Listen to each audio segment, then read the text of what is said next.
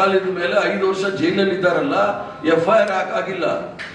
ನಾವು ಮೊಟ್ಟೆ ಹೊಡೆದ್ರು ಅಂತೇಳಿ FIR ಮಾಡ್ತಾರೆ. ಚಾರ್ಜ್ ಶೀಟ್ ಮಾಡಿ ಯಾರು ಬೇಡ ಅಂತಾರೆ, ಕೋರ್ಟ್ ತೀರ್ಮಾನ ಮಾಡಲಿ. ನಾಗ್ಪುರ್ ಯೂನಿವರ್ಸಿಟಿ ತೀರ್ಮಾನ ಮಾಡ್ಲಿಕ್ಕೆ ಆಗೋದಿಲ್ಲ. ಉಮರ್ ಖಾಲಿದು ಯಾವುದೇ ಒಂದು ವಿಚಾರಣೆ ಆಗದೆ 5 ವರ್ಷ ಇಟ್ಟಿದ್ದಾರೆ ಅಂತ ಹೇಳಿದ್ರೆ ಇದೇನು ಪಾಕಿಸ್ತಾನ ಕೆಟ್ಟೋಯ್ತಾ? ಪಾಕಿಸ್ತಾನದ ನಕಲು ಮಾಡ್ತಾ ಇದ್ದಾರೆ ಭಾರತೀಯ ಜನತಾ ಪಾರ್ಟಿಯವರು, NDA ಸರ್ಕಾರ. ಸರ್, ಮೋದಿ ಅವರು ಕ್ಯಾಬಿನೆಟ್ ಅಲ್ಲಿ ತಮ್ಮ ಸಚಿವರಿಗೆ ಕರೆ ಕೊಟ್ಟಿರೋದು, ನೀವು ರೀಲ್ಸ್ಗಳನ್ನ ಮಾಡಿ, ನೀವು ಯುವಕರನ್ನ ತಲುಪೋದಕ್ಕೆ ಏನ್ ಬೇಕು ಅದನ್ನ ಮಾಡಿ ಅಂತ. ಕನ್ನಡದಲ್ಲಿ, ಅಚ್ಚ ಕನ್ನಡದಲ್ಲಿ ರೀಲ್ ಬಿಡೋದು ಅಂದ್ರೆ ಗೊತ್ತಲ್ಲ ನಿಮ್ಗೆ. ಅದರಲ್ಲಿ ನಿಸ್ಸೀಮ ಸುಳ್ಳಿನ ಸರ್ದಾರ, ಈಗ ರೀಲಿನ ಸರ್ದಾರ. ಅವರು ನಿನ್ನೆ ಯಾವುದೋ ರೀಲ್ ಮಾಡಿದ್ರಲ್ಲ, ಅದರಲ್ಲೂ ಸಹ ಟೆಲಿಪ್ರಾಂಪ್ಟರ್ ನೋಡೇ ಮಾಡಿದ್ದಾರೆ. ಗುಟ್ಕಾ ಮಾಸ್ಟ್ರು ಅದನ್ನ ಜನ ವಿದ್ಯಾರ್ಥಿಗಳು ಮುಖಕ್ಕೆ ಯಾವ ರೀತಿ ಉಗ್ದಿದ್ದಾರೆ ಅಂತ ನೋಡಿದ್ರೆ ಮಾನ ಮರ್ಯಾದೆ ಇದ್ರೆ ಅವರು ಪ್ರಧಾನಮಂತ್ರಿ ಸ್ಥಾನದಿಂದನೇ ಇಳಿಬೇಕು. ಗುಟ್ಕಾ ಮಸಾಲ, ಯಾಕಂದ್ರೆ ಅವರು ಬಹಳ ಬೇಕಾದವ್ರು ನಾ ಗುಟ್ಕಾ ಮಸಾಲ ಗುಜರಾತ್ ಅವರು. ಮತ್ತೆ ಅವ್ರ ಹಲ್ಲು ನೋಡಿ, ವಿಶ್ವಗುರು ಹಲ್ಲು ನೋಡಿ ಗೊತ್ತಾಗುತ್ತೆ ಗುಟ್ಕಾ ಮಸಾಲೆ ಯಾವುದು ಅಂತ ಹೇಳಿ. ಡೆಲ್ಲಿ ಗುಜರಾತಲ್ಲೇ ಇದ್ನಲ್ಲ, ಅಲ್ಲೇ ನೋಡಿದ್ವಿ. ಅವರ ಆದೇಶದ ಮೇರೆಗೆ ಗೃಹ ಸಚಿವರೇ ಮಾಡಿರ್ತಕ್ಕಂಥದ್ದು. ಸರ್, ಈ ಒಂದು ಹೋರಾಟದ ಗೆಲುವು ಕಾಂಗ್ರೆಸ್ ಪಾರ್ಟಿಯ ಗೆಲುವು ಅಥವಾ ಕಾಂಗ್ರೆಸ್ ಪಾರ್ಟಿಯ ಗೆಲುವು ಸರ್? ಇದು ವಿದ್ಯಾರ್ಥಿಗಳ ಗೆಲುವು. ನಾವು ಕಾಕ್ರೋಚ್ ಪಾರ್ಟಿನೋ ಇನ್ನೊಂದು ಹೆಗಣ ಪಾರ್ಟಿನೋ ಅದಲ್ಲ. ನಾವು ಹೋರಾಟ ಮಾಡಿದ್ದು ವಿದ್ಯಾರ್ಥಿಗಳಿಗೆ ನ್ಯಾಯ ಸಿಗಬೇಕು, ವಿದ್ಯಾರ್ಥಿಗಳ ಭವಿಷ್ಯವನ್ನು ಹಾಳು ಮಾಡಬಾರ್ದು ಅಂತ ಹೇಳಿ. ಯಾಕಂದ್ರೆ ವಿದ್ಯಾರ್ಥಿಗಳು ಆಂದೋಲನ ಚಳವಳಿ ಮಾಡಿದಾಗ ಅವ್ರನ್ನ ದೇಶದ್ರೋಹಿಗಳು ಅಂದ್ರು. ಅಂದ್ರೆ ಇವರೆಲ್ಲ ದೇಶಭಕ್ತರ, ನಕಲಿ ದೇಶಭಕ್ತರು. ಇಡೀ ಭಾರತೀಯ ಜನತಾ ಪಾರ್ಟಿನಲ್ಲಿ ಇರ್ತಕ್ಕಂಥವ್ರು, ನಾಗ್ಪುರ್ ಯೂನಿವರ್ಸಿಟಿನಲ್ಲಿ ಇರ್ತಕ್ಕಂಥವ್ರು ನಕಲಿ ದೇಶಭಕ್ತರು. ಈ ಚೇಲಾಗಳಿಗೆ ನರೇಂದ್ರ ಮೋದಿ ಉತ್ತರ ಕೊಡ್ಬೇಕಾಗುತ್ತೆ. ಏನು ಇಷ್ಟೊಂದು ಹೇಳಿಕೆಗಳು ಕೊಡ್ತಾ ಇದ್ರು. ಮತ್ತೆ ಮಕ್ಕಳನ್ನ ದೇಶದ್ರೋಹಿ ಅಂತಕ್ಕಂಥವ್ರು ಇದ್ದಾರಲ್ಲ, ಮಕ್ಕಳಲ್ಲಿ ದೇಶಭಕ್ತಿಯನ್ನ ಹುಟ್ಟಾಕ್ಬೇಕು ರಾಜಕಾರಣಿ ಆದವರು. ಇವರ ದೇಶದ್ರೋಹಿ ಅಂತ ಹೇಳ್ಬಿಟ್ಟು ಇವರಂತ ಮಹಾದ್ರೋಹಿಗಳು ಯಾರು ಇಲ್ಲ.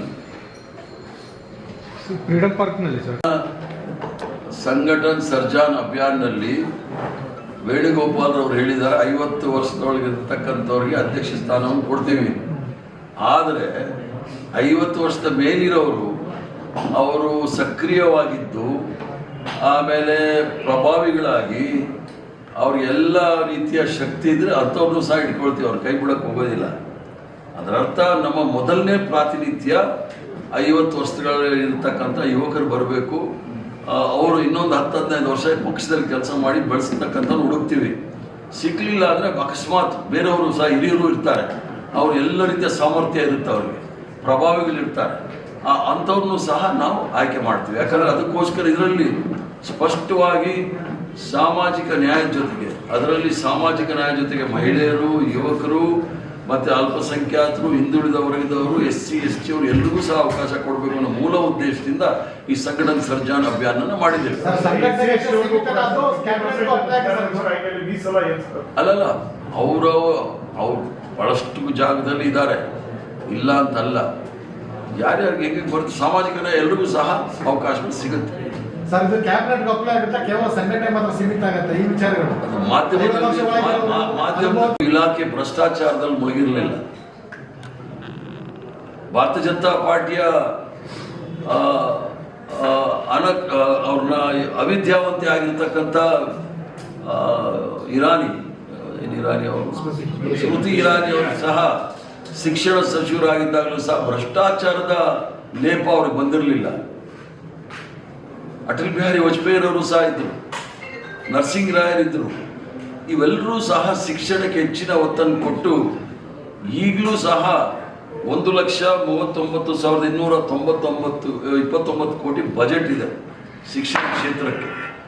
ನರೇಂದ್ರ ಮೋದಿ ಅವರು ಬಂದ ತಕ್ಷಣ ಶಿಕ್ಷಣ ಕ್ಷೇತ್ರದ ಮಹಾ ಅಭಿವೃದ್ಧಿ ಮಾಡ್ತೀನಿ ಅಂತ ಹೇಳಿ ಏನು ರಾಜೀವ್ ಗಾಂಧಿ ಅವರು ಮಾನವ ಸಂಪನ್ಮೂಲ ಅಭಿವೃದ್ಧಿ ಇಲಾಖೆ ಅಂತ ಮಾಡಿದರು, ಹ್ಯೂಮನ್ ಡೆವಲಪ್ಮೆಂಟ್ ಡಿಪಾರ್ಟ್ಮೆಂಟ್ ಅಂತ ಏನು ಮಾಡಿ HRD ಅಂತ ಮಾಡಿದರು, ಹ್ಯೂಮನ್ ರಿಸೋರ್ಸಸ್ ಡೆವಲಪ್ಮೆಂಟ್ ಅಂತ ಹೇಳಿ ಅದನ್ನು ಪುನಃ ಶಿಕ್ಷಣ ಇಲಾಖೆ ಅಂತ ಮಾಡಿ ಅದು ಬಿಟ್ಟರೆ ಬೇರೆ ಏನೂ ಸಾಧನೆ ಇಲ್ಲ. ದುರಂತಕ್ಕೆ ಈ ಒಂದು ಧರ್ಮೇಂದ್ರ ಪ್ರಧಾನ್ ಶಿಕ್ಷಣ ಸಚಿವರಾದ ನಂತರ ಮೊಟ್ಟ ಮೊದಲನೇ ಬಾರಿಗೆ ಭ್ರಷ್ಟಾಚಾರದ ಲೇಪ ಇದಕ್ಕೆ ಅಂಟ್ಕೊಳ್ತು. ನೇಮಕಾತಿಯಲ್ಲೂ ಸಹ ಅಗ್ರಗಣ್ಯ ವಿಶ್ವವಿದ್ಯಾಲಯಗಳಿತ್ತು, ಎಲ್ಲದರಲ್ಲೂ ಸಹ ನಾಗ್ಪುರ್ ಯೂನಿವರ್ಸಿಟಿಯ ಪ್ರೊಫೆಸರ್ಗಳನ್ನ, ವಾಟ್ಸಪ್ ಯೂನಿವರ್ಸಿಟಿ ಪ್ರೊಫೆಸರ್ಗಳನ್ನ ನೇಮಕ ಮಾಡಿ ಸಂಪೂರ್ಣವಾಗಿ ಅದರ ಒಂದು ಖ್ಯಾತಿ ಏನಿತ್ತು ಅದು ಸಂಪೂರ್ಣವಾಗಿ ಕುಸಿದು ಬಿದ್ದಿದೆ. ಅದರ ಸಾಮರ್ಥ್ಯ ಇರ್ಬೋದು, ಅದರ ಒಂದು ಶ್ರೇಷ್ಠತೆ ಎಲ್ಲವೂ ಸಹ ಕುಸಿದು ಬಿದ್ದಕ್ಕೆ ಕಾರಣ ನೇರವಾಗಿ ನರೇಂದ್ರ ಮೋದಿ ಅವರು ಮತ್ತು ಧರ್ಮೇಂದ್ರ ಪ್ರಧಾನ್ ಅವರು ಕಾರಣ ಅಂತ ಹೇಳಲಿಕ್ಕೆ ಇಚ್ಛೆ ಬೀಳ್ತೇನೆ. ಇವರು ರಾಜೀನಾಮೆ ಕೊಟ್ಟಿರ್ತಕ್ಕಂಥ ಬಹಳ ದೊಡ್ಡ ವಿಚಾರ ಅಲ್ಲ. ದೇಶದ ಲಕ್ಷಾಂತರ ಜನ ವಿದ್ಯಾರ್ಥಿಗಳು ಅಹೋರಾತ್ರಿ ಧರಣಿ ರಸ್ತೆಗಿಳಿದು ಯಾರೂ ಸಹ ನಿರೀಕ್ಷೆ ಮಾಡದಿದ್ದಂಥ ಹೋರಾಟ ಮಾಡಿ ಶಿಕ್ಷಣ ಕ್ಷೇತ್ರದಲ್ಲಾಗಿರ್ತಕ್ಕಂಥ ಭ್ರಷ್ಟಾಚಾರ, ಶಿಕ್ಷಣ ಕ್ಷೇತ್ರದಲ್ಲಾಗಿರ್ತಕ್ಕಂಥ ಅನ್ಯಾಯ, ಇದನ್ನು ಸರಿಪಡಿಸಲಿಕ್ಕೆ ಹೋರಾಟವನ್ನು ಕಡೆವರೆಗೂ ಮಾಡ್ತೀವಿ ಅಂತ ಹೇಳಿ ಒಂದು ಸರ್ಕಾರವನ್ನೇ ಬಗ್ಸಿರ್ತಕ್ಕಂಥ ಇತಿಹಾಸ ನೋಡಿದಾಗ ವಿದ್ಯಾರ್ಥಿಗಳ ಶಕ್ತಿ ಏನು ಅನ್ನೋದನ್ನ ಎಲ್ಲರೂ ಇಡೀ ಪ್ರಪಂಚಕ್ಕೆ ತೋರಿಸ್ಕೊಟ್ಟಿದ್ದಾರೆ ನಮ್ಮ ವಿದ್ಯಾರ್ಥಿಗಳು.